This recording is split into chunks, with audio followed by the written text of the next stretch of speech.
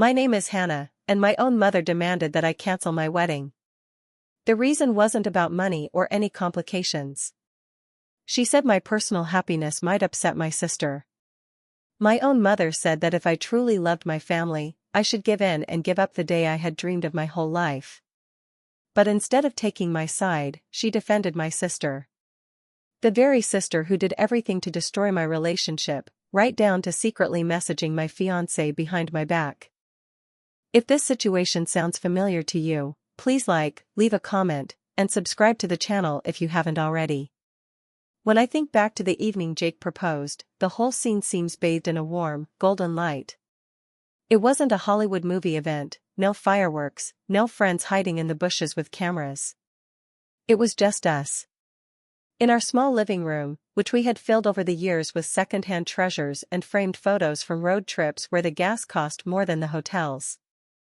That evening, Jake cooked dinner, his signature lasagna, and afterward, we just sat on the couch with the TV murmuring softly. For a split second, I stopped breathing. Not because I didn't know what to say, but because the answer had long lived in every cell of my body. In our 4 years together, Jake had become more than just my boyfriend. He had become my best friend, my rock, the one person who saw all my imperfections and cracks but still kissed them as if they were works of art. Tears streamed from my eyes, and I remember nodding, again and again, so hard I thought I might strain my neck. Through laughter and tears, I managed to breathe out just one thing: yes. Of course, yes. He gently slid the ring onto my finger, and I noticed his hands were trembling a little too. And when we kissed, it felt like the entire universe around us paused to witness that moment. We spent the rest of the evening not thinking about anything practical. No talk of dates, guests, or budgets. It was just the two of us, intoxicated with the joy of the promise we'd made to each other, now sealed with this ring. Falling asleep that night, I couldn't tear my eyes away from the simple diamond on my hand. It seemed like the most beautiful treasure in the world. And my last thought before sleep was, this is it. Real life is just beginning. The next morning, I woke up, still floating on a cloud of happiness. The first thing I did, of course, was dial my mom's number. My heart pounded as the phone rang. She answered after the 4th ring, her voice cautious, as it always was for unplanned calls. Hannah? Is everything okay? Better than okay, I said. Jake proposed. Mom, we're getting married. I was smiling so wide, holding my breath, expecting a flood of joyful congratulations, maybe even happy tears, like in the movies. But in response, there was just silence that seemed to stretch on for a very long time. And then came a sigh. Not a happy or relieved one. It was the long, tired exhale of someone who had heard not good news, but something that needed to be dealt with. Oh, Hannah, she finally said, and there wasn't a hint of joy in her voice. You know how Megan will take this. Her words stunned me. I blinked, gripping the phone tighter. What? Did you even hear me? I'm engaged. Jake and I are getting married. I heard you perfectly, she replied. And of course, I'm happy for you, but Megan is still single. You know how she takes things. This news will really upset her. I felt a knot in my stomach. Of course. Megan. Always Megan. Megan is my half-sister. She was born from my mom's second marriage to my stepfather, Robert, when I was 4 years old. We shared a house, but we were never truly close. I was the quiet, bookish girl, and she was loud, loved being the center of attention, and always demanded it. And Mom always readily gave her that attention. Always. One incident is etched most vividly in my memory, from when I was 8. I brought home an award for perfect attendance, my small childhood triumph. I hadn't missed a single day of school, even when I felt sick, because that certificate seemed incredibly important to me. I proudly placed it on the kitchen table, but Mom didn't even have a chance to look at it. Megan burst into the room, crying. Some boy at kindergarten hadn't let her play with his crayons. Mom immediately scooped her up and carried her off to comfort her. And my certificate, swept off the table, quietly drifted to the floor. Forgotten. Unimportant. This was the rhythm of my childhood. Megan's tragedies were always more important than my victories. It was the same story with birthdays. For my 10th, I begged for a party with just my friends. But Mom insisted that Megan would be offended if she wasn't invited. In the end, I blew out candles on a cake with both our names written in frosting. When I graduated from high school and walked across the stage to receive my diploma with honors, Mom clapped politely. But a couple of months later, when Megan got her first summer job at a clothing store, Mom cried with delight. She told everyone that her younger daughter had become so grown-up and independent. When I grew up and could see this pattern from an outside perspective, I simply stopped trying to earn her approval, which she couldn't or wouldn't give me. I went my own way. I got into college on my own, earned a scholarship, and found my calling. I became a first-grade teacher. My students showered me with drawings of stick-figure teachers with huge, happy smiles. And then Jake came into my life. And he was the first person who made me feel truly important. And now, standing with the phone to my ear, listening to her worry not about me, but about Megan, I felt that this situation was painfully familiar. As if I were that little girl with her certificate again, and my joy meant nothing in the face of my sister's latest drama. Mom, I said slowly, trying to keep my voice as even as possible. I'm not calling to discuss Megan. I'm calling to share my joy. About the engagement. About the wedding. This is a happy moment. I know, honey, I know, she said quickly, but there was no warmth in her tone. And I'm very happy for you. But you have to understand. Megan is in such a difficult place right now. She's been through so much. I'm just worried about how she'll react to this news. I swallowed the lump that had formed in my throat. All my joy evaporated, leaving behind only a familiar feeling of disappointment. And what do you suggest I do? I asked. Hide the engagement? Pretend nothing happened? Her silence in response was louder than any words. When we finally ended the call, I just sat and stared at the ring. All its sparkle seemed to have dimmed. Jake walked into the room. He saw my face and immediately frowned. Did something happen? I tried to smile, but it was forced. She said Megan will be very upset. At that moment, I realized the first cracks had already appeared. The happiest day of my life wasn't even over, and my family was already turning it into a source of difficulty. And if my mother's reaction was like a bucket of cold water, I expected a full-blown hurricane from Megan. Deep down, I still naively hoped I was wrong. That maybe she would surprise me and just say, I'm happy for you, Hannah. And that there would be at least a drop of sincerity in her words. Instead, Megan decided to make her own move. 2 weeks after Jake and I got engaged, she invited the whole family to dinner at Mom's. Jake and I went, thinking it would be a normal evening, perhaps a belated celebration of our news after Mom's subdued reaction. But as soon as we entered the dining room, I realized it wasn't just a dinner, and Megan was the center of attention today.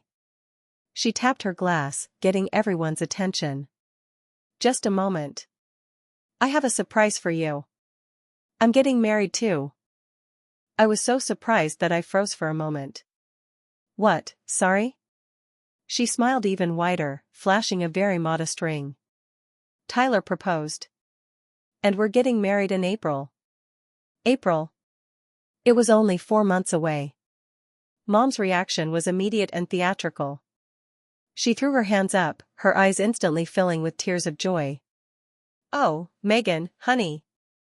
What a miracle. She stammered, rushing to my sister and squeezing her in a hug. Then she looked at me triumphantly, her face beaming. Hannah, can you imagine? 2 whole weddings. I barely managed to force a semblance of a smile. I'm very happy for you, the words sounded hollow, as if from underwater. Megan, of course, caught my tone. A self-satisfied smirk played on her lips. Don't be upset, little sister. Some of us just prefer to act decisively. The jab stung, but I felt Jake discreetly squeeze my hand under the table, a silent signal to not take the bait. The rest of the dinner turned into Megan's showcase. Mom chattered endlessly about her fairy tale romance with Tyler, a man none of us had even met. I silently stared at my plate, amazed at my sister's recklessness, but didn't say a word. Her life, her choice. I didn't understand then that her choice wasn't about love. It was about me. The whole preparation for Megan's wedding was like one big, unmanageable hurricane. I tried to stay out of it, watching as she spent all of Mom's savings on a dress that cost more than her car. How she ordered decorations they clearly couldn't afford. How she drove vendors to their wits' end until some of them simply refused to work with her. But on the wedding day, Mom acted as if everything was going according to a perfect plan, and her daughter was a real princess. I sat in the church pew, feeling Jake squeeze my hand, and watched Megan walk down the aisle. Her smile was dazzling, but her eyes constantly searched the crowd for me. Every time someone admired her dress or her ring, she shot a short, triumphant glance in my direction, as if checking to see if I was witnessing her triumph. The entire ceremony was less about becoming Tyler's wife and more about proving to me that she had won this race. I played my part, smiled politely, applauded at the right moments. But inside, everything clenched with a bad premonition. I knew my sister too well. And I knew this wouldn't end well. My premonition came true faster than I thought. Less than 2 months after their perfect wedding, the fragile facade of their marriage collapsed. Tyler was caught with Megan's best friend. In our small town, news like that spread instantly. By the time Megan called me, it seemed like every resident of our county already knew the details. Can you even imagine? Her voice on the phone broke into sobs. I did everything for him. I trusted him. And he did this to me. I tried to comfort her. I'm so sorry, Megan. That's just awful. No one deserves that. But my words were drowned out by her bitter, hysterical laughter. Of course, this happened. Everything has gone downhill since the day you announced your engagement. Do you have any idea what that's like? Everyone around is talking about what a perfect couple you and Jake are, while my family is falling apart. Her words shocked me. Megan, my engagement has nothing to do with Tyler cheating on you. Oh, really? She snapped back. If it weren't for your wedding, I wouldn't have felt like I needed to rush. You made me do this. It's all you. I was silent, feeling a tight knot form in my stomach. She wasn't just looking for sympathy. She was looking for someone to blame. And she found it in me. After that conversation, Megan stopped talking to me. She didn't answer my calls, and if she did text back, it was short, cold phrases, glad everything's going well for you, or must be nice to live your life while mine is going through a rough patch. And then unpleasant rumors started reaching me. My Aunt Olivia called me. Hannah, she began quietly, I don't know what happened between you two, but Megan is telling everyone that you deliberately announced your engagement to hurt her. She says you don't care about her feelings. I hung up, feeling everything inside me turn upside down from the intense frustration and sense of injustice. How could anyone frame it like that? I had, on the contrary, tried to support her, even when she rushed into a marriage that seemed like an ill-conceived move from the start. The talk in our small town spread very quickly. At church, one of our elderly relatives looked at me with sympathy. You know, dear, sometimes it's better not to rush things. Everyone has their own pace. I said nothing and walked away. Wherever I went, I felt like the character in a story Megan had written. A story in which she was the victim, and I was the cause of her misfortunes. And Mom? She believed every word. Whenever I tried to talk about wedding preparations, she would immediately change the subject or start sighing heavily, as if I were talking about something improper. By the end of fall, I was completely exhausted. I felt like I was stuck in a bog of someone else's grievances, and any move I made forward only pulled me deeper into Megan's drama. Jake did his best to support me, reminding me that our wedding was our celebration, not hers. But Megan's shadow loomed over everything. The breaking point came at Christmas. Our whole big family gathered at Mom's. Jake and I arrived hoping that, for at least one evening, there would be no unpleasant scenes. Megan was pointedly silent for most of the evening, sitting in a corner with a glass of wine. But every time I laughed or said something related to the wedding, I physically felt her heavy gaze on me. After dinner, I went to the kitchen for water and froze at the door. Megan was talking to Mom and a couple of our aunts. Her voice was quiet but full of bitterness. If Hannah really loved me, she said, she would cancel her wedding. At that moment, my heart seemed to stop. Cancel the wedding. For her. I waited for Mom to object, to calm Megan down. But she didn't. She just started stroking her back like a distraught child. I understand, dear. I understand everything. I stood in the hallway, my heart pounding. At that moment, I realized how serious this was. It wasn't just resentment. Megan had decided to make my happiness a point of contention, and Mom was on her side.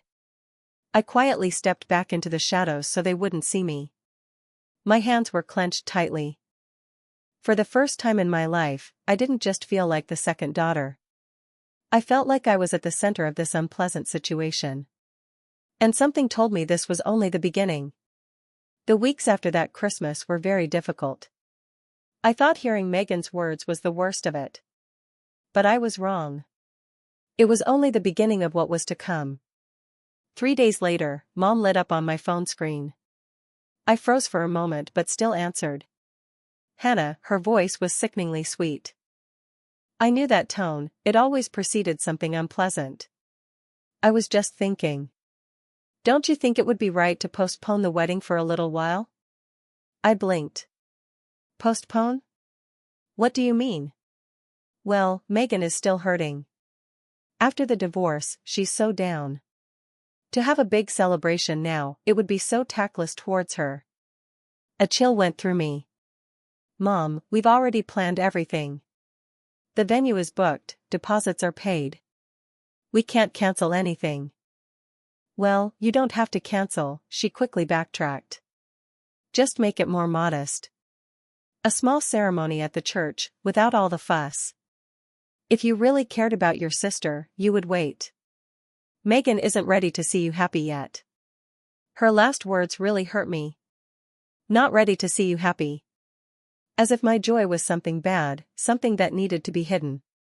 My patience snapped. I'm not changing my plans, I cut her off, and a steely tone entered my voice. This day is about Jake and me. It has nothing to do with Megan. In response, I heard a long, theatrical sigh, full of worldly sorrow. You're so selfish, Hannah. And I had hoped family meant something to you. With those words, she exhausted my limit. I silently pressed the end call button, feeling my fingers tremble. I was pacing the kitchen, trying to calm my racing heart, when Jake came in. He stopped at the threshold, and my entire state was immediately reflected on his face. Was that her? He asked gently. I just nodded, unable to speak. She thinks I should postpone the wedding. Because of Megan. I saw a cold fury flash in his eyes, and the muscles in his jaw tensed. This is getting out of hand. If only that were all. He came over to me, stopped, and gently took my hands in his. His gaze was firm. Hannah. Look at me. This is our day. Not hers. Not your sister's. Ours. And no one has the right to take it from you. Especially by playing on your guilt. I wanted to believe him, but Mom didn't back down. Over the next few weeks, the calls continued, always on the same topic. The arguments were the same, you need to show some sympathy for the family. Megan is having a very hard time right now. It would be tactless to have a big celebration right now. You can just celebrate more modestly, without all the noise. At first, I tried to explain things to her, but then I just listened in silence. My resolve didn't waver, but with each call, a feeling of deep fatigue grew. After hanging up, I felt completely drained. One evening, after the third call in a week, I just sank onto the couch next to Jake. I can't take it anymore, I whispered. I just don't have the strength. He put his arm around me and began to gently stroke my back. You don't have to take it, Hannah, he said. You've spent your whole life giving in to Megan. Maybe it's time to think about yourself? When, if not now? His words seemed to unlock some internal lock, and a flood of memories that I had tried so hard to suppress poured out. I remembered my 10th birthday.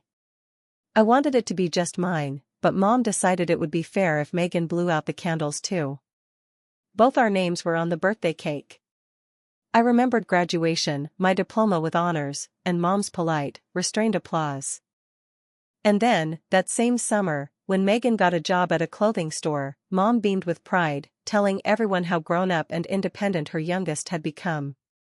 I remembered moving 3 hours away for college, and how in response to my postcards, she would say on the phone, "Megan misses you so much, maybe you could find a college closer?" Every step forward I took, every achievement of mine was always pushed to the background, diminished, or sacrificed for Megan. And now my wedding, my one, truly personal day, was supposed to suffer the same fate. My hands clenched into fists. Not this time, I whispered. Jake kissed the top of my head. Now that's the girl I know. It became clear that my mom was just the first wave. Soon, Megan started communicating with me in her own way. At first, it was short messages with hidden reproaches, "Must be nice when everything works out for you." Or, "January for a wedding?"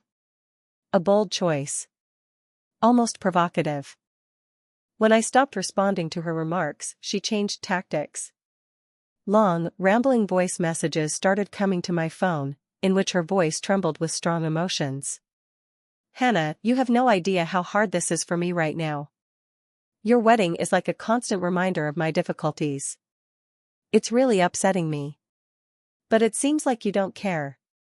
I played these messages for Jake. He would frown and say, "This sounds like pressure, Hannah. She's trying to make you feel a certain way." I knew he was right. My mind understood everything. But every word she said stirred up old memories, awakening that same little girl inside me who was often called selfish. But the worst part was that they were working together. In the evening, Mom might call and say, "Megan was so upset when she saw your wedding invitations. Are you sure you want to hurt her like that?" And the next day, Megan would text me, "Mom is so worried about your cold attitude. I don't understand how you can be like that." It was like a coordinated attack that was wearing me down. By New Year's, I was emotionally exhausted. When my Aunt Olivia invited the whole family to dinner, my first thought was to refuse. But Jake convinced me otherwise. "It will be good for you to see the people who truly support you. Don't let them make you stay home." And so we went. At first, the evening was surprisingly calm. I chatted with my cousins, laughed at Aunt Olivia's jokes, and for a moment, I even felt almost normal. Megan sat at the far end of the table, silently sipping her wine, studiously avoiding my gaze. But I still hoped. Maybe, just for one evening, we could get through it without any drama. But Megan never misses a chance to be the center of attention. As soon as the conversation turned to the details of my wedding, the flowers, the dress, the music, Megan let out a loud, dramatic sigh. It must be so nice to spend so much money on a party when other people's lives are falling apart. An awkward silence fell over the room. I felt my cheeks burn, but I forced myself to ignore her comment. But a few minutes later, as I was laughing about something with Aunt Olivia, Megan slammed her glass on the table. Her eyes filled with tears. "I just don't understand how people can be so insensitive," she said in a trembling voice. "What's wrong, dear?" Mom immediately rushed to her side. Megan covered her face with her hands. "It's just, this year has been so hard for me. And I have to sit here and listen to Hannah talk endlessly about her perfect wedding, as if nothing else in the world matters. She knows how bad I feel right now, but she doesn't care. It's like she's deliberately trying to make me feel worse." I sat with my mouth open, feeling a surge of outrage. Mom was stroking Megan's back, glaring at me. "She's right, Hannah. You should have been more considerate. You have no idea what she's been through. I felt the eyes of everyone present on me. Everyone was waiting for me to apologize. For me to once again become the quiet, obedient, convenient daughter. But this time, something inside me changed. Something inside me snapped. The spring I had been compressing for years finally snapped. I slowly rose to my feet, and my voice, though trembling with restrained emotions, rang out in the deafening silence. Enough, I said. This wedding is not about Megan. It's about Jake and me. About a year of planning, about our hopes. Her problems are her problems. And I will not let her make me feel guilty for her own mistakes. A whisper went through the room. I saw the shock on my mother's face. But on Megan's face, there was no trace of tears. Her eyes were dry and now shot daggers. How dare you, she roared, and a metallic sound entered her voice. You'll never understand. Everything has always been handed to you on a silver platter. Perfect grades, the perfect boyfriend, the perfect life. You never even had to try. I looked straight at her. You're right. I didn't have to try to be happy. I just lived my life, making considered decisions, not trying to prove something to someone. Maybe if you tried doing the same, instead of being envious, your life would have turned out differently. After those words, it felt like the air had been sucked out of the room. No one moved. I heard a fork clatter somewhere as it fell onto a plate. In that ringing silence, I felt Jake come up behind me and gently touch my hand. Let's get out of here, he whispered. I nodded, unable to say anything more. My heart was pounding in my chest, and my body was trembling, a mixture of fear and dizzying relief. For the first time in my life, I had said out loud what I had always forced myself to hide. But when the front door slammed behind us, I knew this wasn't the end. Megan would never forgive me for this public humiliation. And Mom would never forgive me for breaking her perfect script. This was just the beginning of a huge misunderstanding. The morning after the New Year's dinner was quiet. The silence was broken by a simple notification sound on my phone. But as soon as I looked at the screen, I felt a sense of dread. Mom. And under the name, a single line that explained everything: you need to apologize to your sister. And that was it. No good morning, no asking how I was feeling. Not a word about the previous night's events. Just a short, direct order. I sat up in bed, and my heart felt heavy. Apologize? For speaking my mind? For not taking responsibility for her failed marriage? A strong sense of frustration rose within me, but underneath it was a familiar feeling of sadness. This was a situation that had repeated itself our entire lives. If Megan was upset, I had to give in. If Megan had difficulties, I had to step aside. And here I was, a grown woman, about to be married, once again expected to put Megan's feelings above my own. The thought of throwing my phone across the room crossed my mind. But instead, I just tucked it under my pillow, covered my face with my hands, and forced myself to breathe. But the tears came anyway, hot, unwanted. I was angry at myself for this weakness, but I couldn't help it. Jake stirred in his sleep and then opened his eyes. Hannah, his voice was hoarse with sleep. But when he saw my face, the sleepiness instantly vanished. He sat up immediately. Hey, what happened? I silently handed him the phone. He read the short message, and I saw his jaw tighten. He looked at me, and his gaze had that same firmness that had so often saved me in difficult moments. You don't owe her anything, he said simply. But she's my mom, the words stuck in my throat like a lump. She's supposed to be your mom, he corrected gently. But right now, she's Megan's mom first and foremost. And it's always been that way. You don't have to let her continue like this. I shook my head, feeling a wave of hopelessness wash over me. If I do this, I'll become public enemy number one for them. They'll tell everyone I'm selfish. That I'm the one destroying the family. Jake squeezed my hands even tighter. Hannah, he said, but they're already saying that. They've already cast you in that role. No matter what you do, you'll always be wrong in some way to them.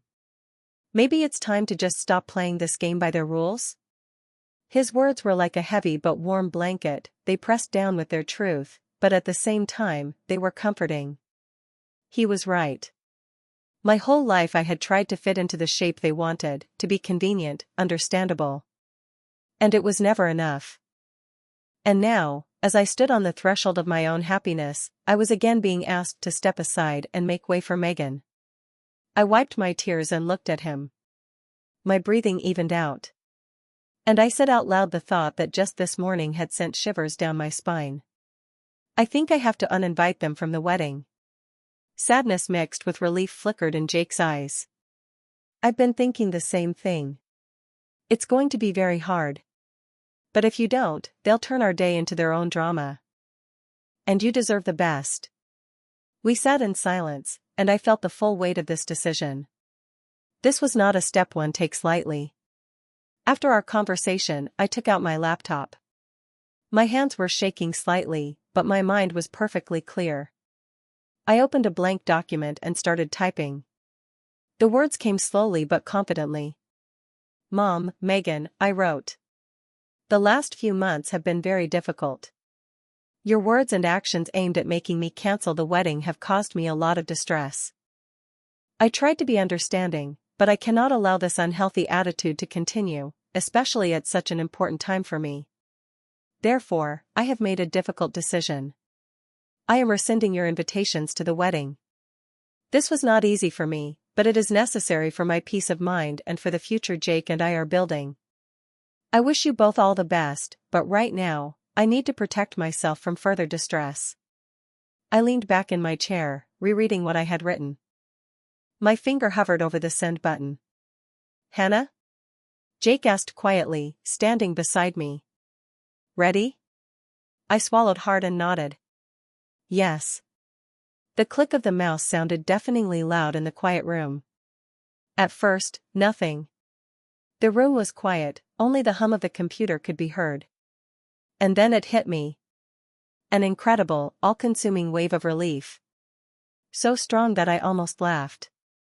For the first time in many weeks, I was able to take a full, deep breath. But my relief was short-lived. A couple of hours later, the silence was broken by new email notifications. The first reply was from Mom. It was a long, emotional monologue, full of reproaches and attempts to make me feel guilty. I can't believe my own daughter would do this to me. You chose a man over your family. Do you have any idea what I've had to give up for you? If your father were here, he would be ashamed of you. How can you be so heartless, Hannah? You are tearing our family apart. I didn't read to the end. I just slammed the laptop shut to hold back the tears that were welling up. The next email was from Megan. It was shorter, but every word was steeped in resentment. You've always been jealous of me, she wrote. And now you've decided to hurt me for honestly saying how I feel. You think your wedding will make you better than me? It won't last. You'll regret this when you realize you're all alone. I didn't reply to either of them, but it didn't end there. This was just the signal for the next stage to begin. Soon, my phone came alive with calls and messages from distant relatives and even old family friends. My Uncle Stephen left a voicemail. Hannah, your behavior is very childish. She's your sister. Families have disagreements, but you have to know how to forgive. Please, stop all this before it's too late. Next came a message from a cousin I hadn't spoken to in years. I can't believe you're doing this to your own mother.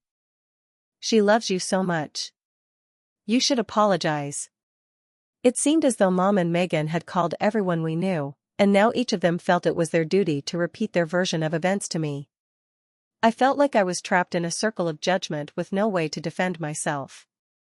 But through this chorus of condemnation, other voices began to break through. Quiet, but clear. In the evening, Aunt Olivia called me. Hannah, her voice was firm and confident, I want you to know, I'm proud of you. You put up with this for too long. It was high time you stood up for yourself. I blinked, holding back tears. You don't think I've gone crazy? She snorted. Gone crazy? Honey, you've become brave. You finally did what I've been dreaming of since you were little, you showed your character. Don't let anyone make you doubt it. And then came a long, warm message from my cousin Claire, who had always been closer to me than my own sister. Don't listen to anyone, she wrote. Everyone who truly knows you is on your side. Megan's behavior has been unhealthy for years. You are absolutely right to protect your peace. Whatever happens, I'm with you. Her words were like a healing balm. For the first time in days, I felt solid ground beneath my feet. But the unpleasant talk didn't stop. Family ties are a complex web, and my sister Megan always knew which strings to pull. A week later, another call came. This time, it was from Claire, my cousin. Her voice was anxious. Hannah, I have to tell you something, she began. What Megan is saying now. I braced myself for the worst. She started a new rumor. That the real reason you uninvited her is your jealousy. She's hinting that you found out Jake has feelings for her and now you're trying to keep them apart. My breath caught in my throat. What? I know, it sounds insane, Claire added quickly. No one believes it, but you know Megan. She'll keep repeating it over and over until someone starts to doubt. For a moment, I was speechless. The room swam before my eyes, and I felt nauseous. It was one thing for Megan to call me selfish or mean. But to drag Jake into this mess? The person who had been my only support? This was a whole new level. I gripped the phone tighter. My voice trembled. Is she really saying that? Yes, Claire confirmed. And it doesn't look like she's going to stop. I closed my eyes, feeling a surge of outrage. Megan had crossed a line. Now she wasn't just targeting me. She was targeting the only truly bright thing in my life, my relationship with Jake. A love she could neither understand nor accept. I hung up, my heart still pounding. I realized the lines had been drawn. And that it was likely to get much harder from here. Because if Megan thought she could drive a wedge between me and Jake with her fabrications, she had no idea what I was prepared to do to protect what was dearest to me. Our wedding was just 2 weeks away. After all the difficult conversations and confrontations of the past few months, Jake and I seemed to have finally found a calm, predictable rhythm. We dove headfirst into the final preparations, finalizing the seating chart, calling the florist for the 100th time, coordinating the playlist with the DJ. For a brief, blessed moment, I thought things were getting back to normal. And then Jake's phone buzzed with a notification. We were sitting on the couch, watching some historical show.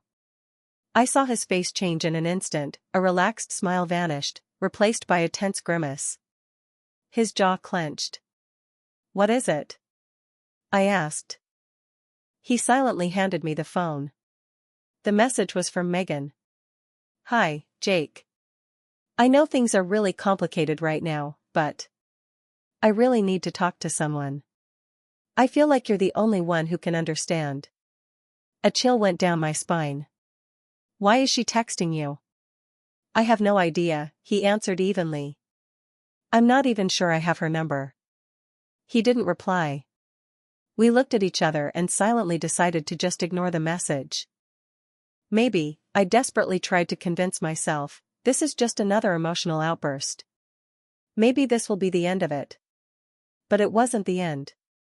The next evening, another message arrived. I know you probably think poorly of me, but I'm feeling very lonely right now.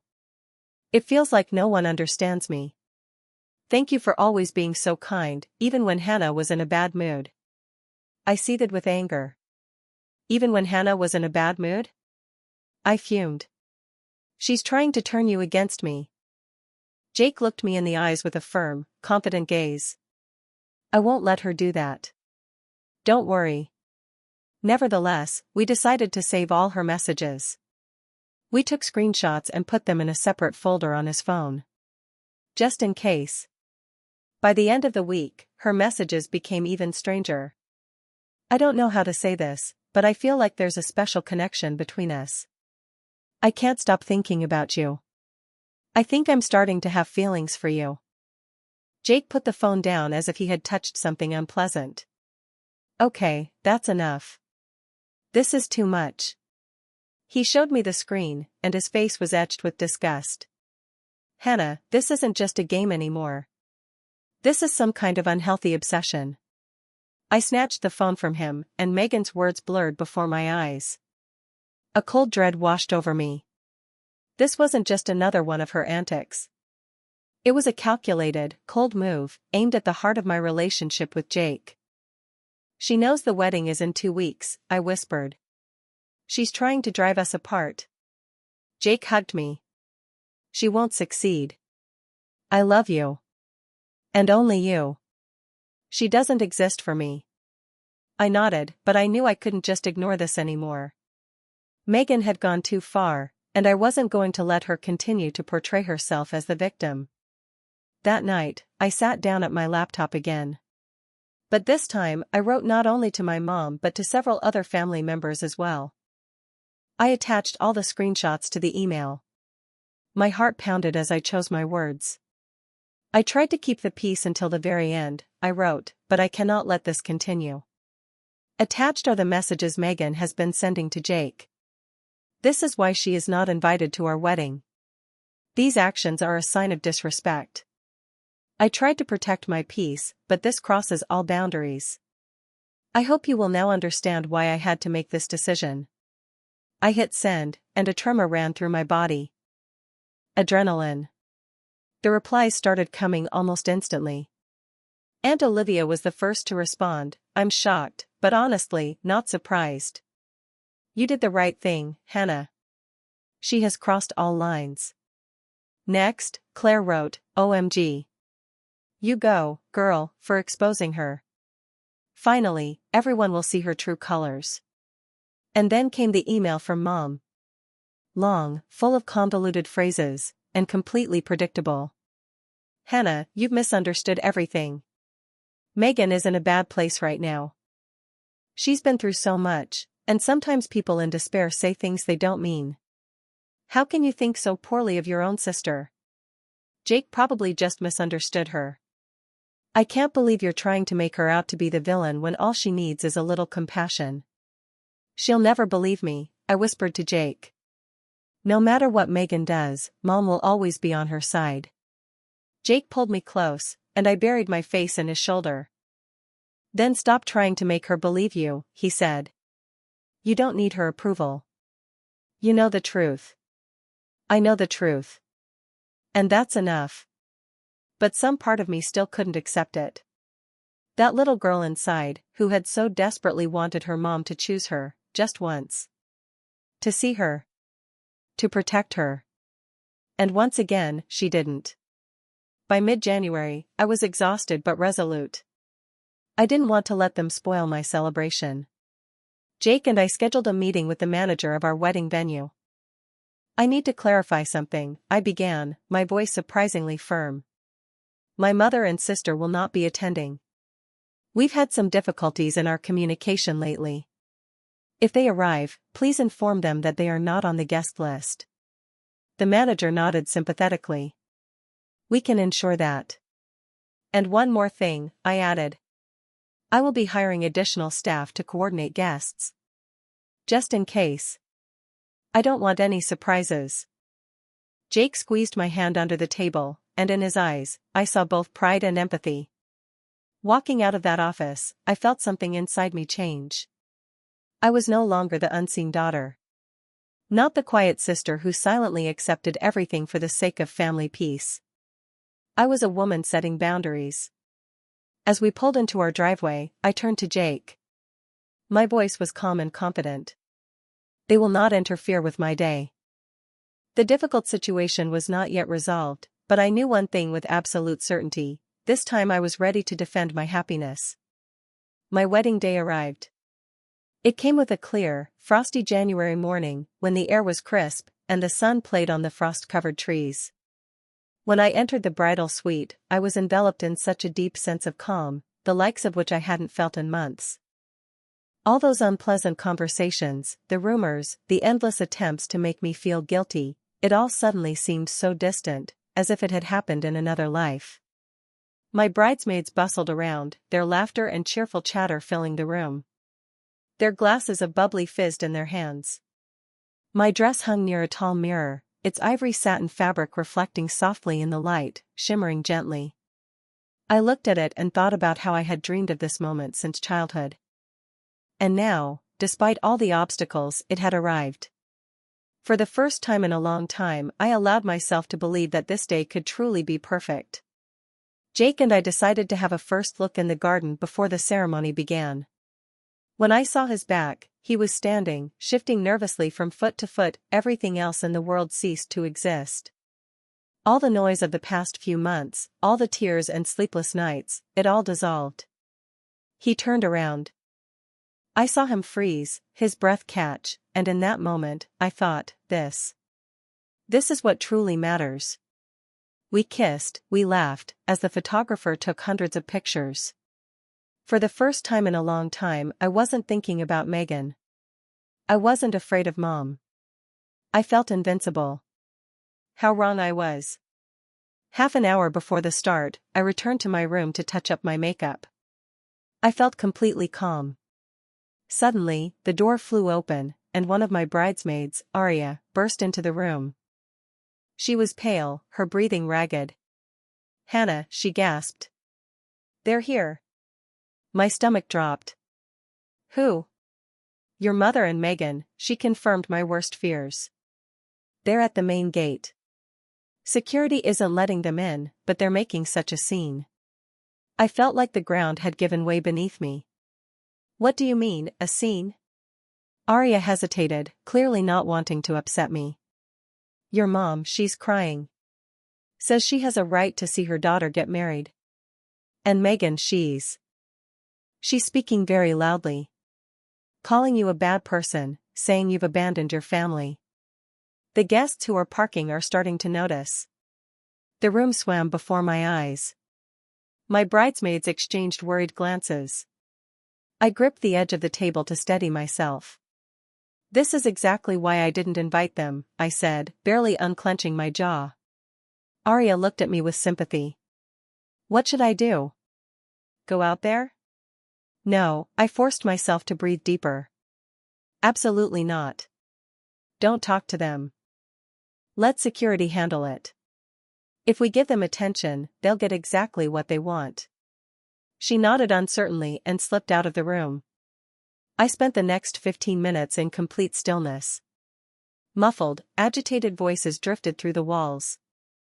I couldn't make out the words, but I didn't need to. I could picture the scene perfectly, my mother's theatrical sobs and Megan's sharp, accusatory tones. My heart was pounding, every nerve stretched taut like a string. This place was supposed to be my sanctuary. My day. But they had still found a way to invade it. Aria returned, and I knew from her face. "They're not leaving," she said quietly. "The manager suggested calling the police but is afraid it will attract even more attention. Security is keeping them in the parking lot for now." My throat tightened. "And the guests?" Some heard. But honestly, most are just shaking their heads disapprovingly. I closed my eyes and took one long, deep breath. I will not give them this power. I will not let them ruin this day. I'm letting it go. When the music started, and the doors to the hall opened, the whole world narrowed to a single point. The guests, smiling, rose from their seats. The hall was bathed in the cold, winter sun. And at the end of the aisle stood Jake. There were tears in his eyes. In that moment, I keenly felt my father's absence, but before I took the first step, my Aunt Olivia squeezed my hand tightly in a sign of silent support, and her confidence transferred to me. And I walked to the altar myself. The ceremony itself passed like a dream. Every word of our vows seemed to be forever etched in my memory. When Jake placed the ring on my finger, the whole world turned into a kaleidoscope of light and love. And the applause that followed our kiss was louder than any unpleasant sounds from outside. For the first time in long months, I felt whole. Our reception was like a fairy tale. The hall glowed with strings of lights, the air buzzed with laughter, and the dance floor was full of happy people. Jake and I swirled in our first dance, and pressing my face to his, I thought, we did it. They couldn't take this from us. The evening was in full swing. I was standing by the dance floor, laughing at some joke, when my cousin, Claire, came up to me.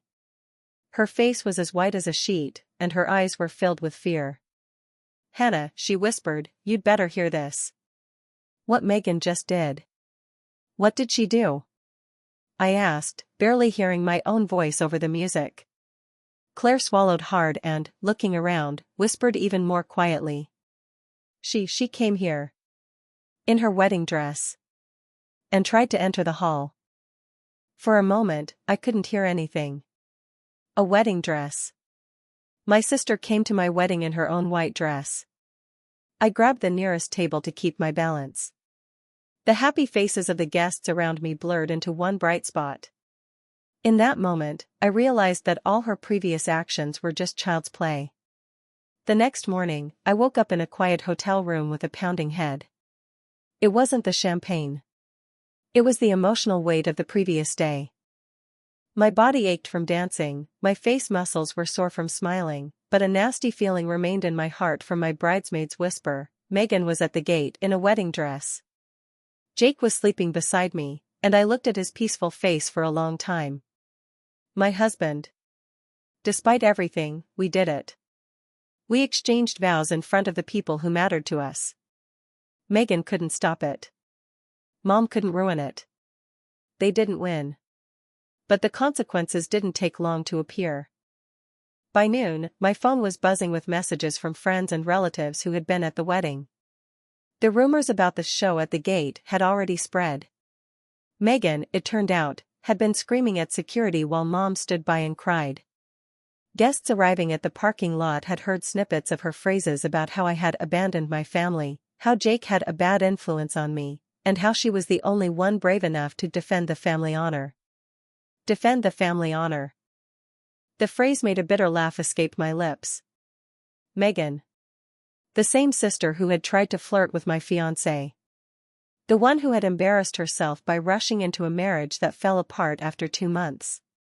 And now she was the defender of morality. Even as we were packing our bags for our short honeymoon with Jake, I couldn't shake the feeling of anxiety. I knew Megan, she doesn't let things go easily. I just didn't know what her next move would be. The answer came unexpectedly quickly. 3 days after the wedding, Claire called me. "Hi," I greeted her, trying to sound cheerful. "I hope this isn't news about another incident at the gate." Claire laughed nervously. "Oh, Hannah, it's much more complicated." I sat down. "What happened?" "Megan and your mom had a very difficult conversation. Very emotional." I became alarmed. "What?" "About what?" "About your wedding," Claire said. "It seems Megan was very upset and voiced her complaints to Aunt Laura, that she didn't try hard enough to stop her. She said it was because of Laura that you got married. That she allowed you to have your own way." I couldn't believe my ears. Megan started blaming Mom?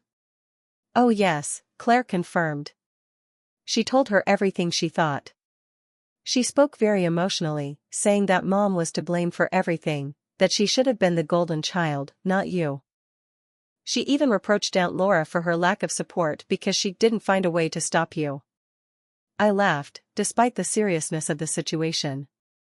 It was so typical of Megan. Your mom, she decided to put an end to it. She told her in response that she was tired of Megan's constant difficulties, tired of constantly solving her problems, and that it was time for her to grow up and take responsibility for her own life. And then she told Megan it would be better for her to live separately. I nearly dropped the phone. She told her to live separately? For real? For real, Claire confirmed. Hannah. I've never seen Aunt Laura like that. It felt like all the worries that had been building up in her for years finally found an outlet. For the first time, she finally chose herself. I sat in stunned silence for a long time, trying to process what I'd heard. My mom. Laura.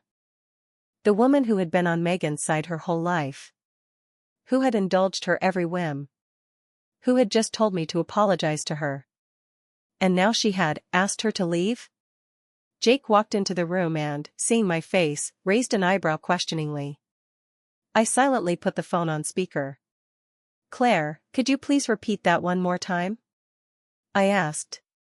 Claire's voice came through clear and distinct. "Megan doesn't live there anymore. Aunt Laura showed her the door. Their team has fallen apart." Jake whistled softly. Wow. I never would have thought. I closed my eyes, trying to sort out my feelings. I had been waiting for this moment for years. Part of me should have been rejoicing, feeling satisfied. Justice had prevailed, their complex relationship had finally cracked. But instead of triumph, I felt a strange, ringing emptiness. Because, as much as I denied it, there had always been a hope within me. A small, naive hope that one day Mom would get tired of defending Megan and turn to me. That she would finally choose me. But she didn't choose. She just got tired. She got rid of Megan not for my sake, but for her own peace of mind. And that realization was bitter. I understood that all these years, I hadn't been a player in this drama. I was just a side effect of their unhealthy relationship. I hung up and sat in silence for a long time, watching the snow fall slowly outside the window. For the first time in a long time, their difficulties were not mine. Their problems were only their own. And yet, as I laid my head on Jake's shoulder, a quiet, unsettling question remained in my soul: what will happen to them now?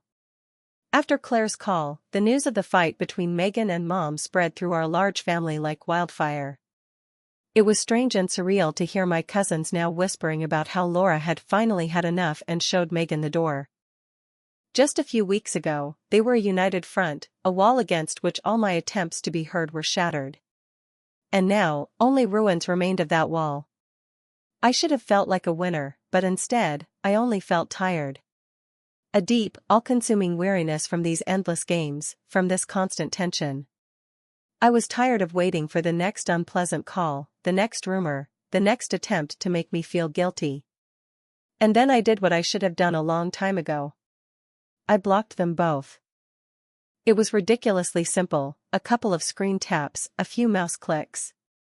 Their names disappeared from my contact list. Their photos, from my social media feeds.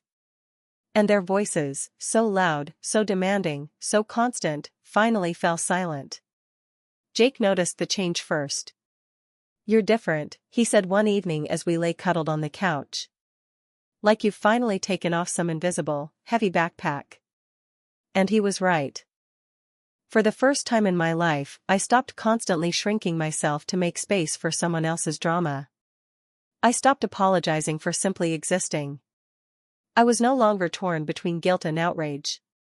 I was just free. My life with Jake wasn't like a fairy tale, no one's life is. But it was real. Reliable. Ours.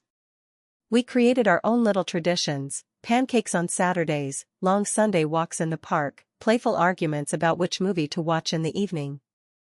We laughed much more often than we argued.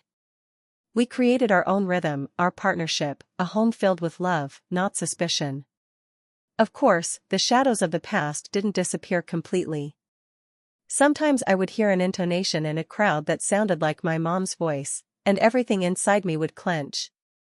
Sometimes, at the casual mention of Megan's name, I would catch myself tensing up. But now, instead of sinking into those feelings, I learned to take a deep breath and remind myself, this is no longer my story. They are no longer my concern. In the quiet of those first months of our new, peaceful life, I often thought about the girl I used to be. The one who smiled politely when her birthday cake was shared. The one who hid her disappointment when her achievements were downplayed. The one who kept silent at dinner while her sister stole all the attention. That girl was taught to think that she didn't matter. But the woman I became. The one who uninvited them from her own wedding. The one who withstood all their reproaches and didn't break. She knew the truth. She knew that peace comes not when you surrender, but when you build boundaries. When you choose yourself. even if it means disappointing someone else. That break, as difficult as it was, ultimately became my liberation. By losing the family I thought I needed, I gained something much greater, the freedom to build my own family. The family I chose myself, Jake, our loyal friends, and the few relatives who supported me when it mattered most. Sometimes Aunt Olivia would call me. "Hannah, you do realize what you're doing, right?" she would say. "You're breaking this chain. You're refusing to pass on what you went through." And every time I heard that, I would smile through my tears. Because I knew she was right. This unhealthy pattern of behavior stopped with me. One evening, a few months after the wedding, Jake and I were standing on the porch of our house, watching the sunset paint the sky in shades of orange and pink. The air was cool and clean, with the promise of spring already in it. He took my hand, and we stood in silence for a long time. I remembered all those nights when I had cried, doubting myself. I remembered every hurtful word, every attempt to make me feel guilty, every time I was told I had to put myself last. And then I looked at Jake, at our quiet, peaceful life, and I realized that none of that had power over me anymore. "This is our family now," I whispered. And my voice held a calmness I had never known before. Jake squeezed my hand. "Our family," he repeated. And as the sun dipped below the horizon, I knew with absolute certainty, I had finally found my peace. And so, with the last rays of that sunset, the long and difficult chapter of my life came to an end, giving way to a new one, a chapter of peace and renewal. If you were holding your breath following my story, I would love to hear your thoughts below. What would you have done in my place? Subscribe to my channel so you don't miss other similar stories, and please leave a comment. I read absolutely everything. Thank you for being with me. My story is part of a larger journey called choosing myself. Until next time.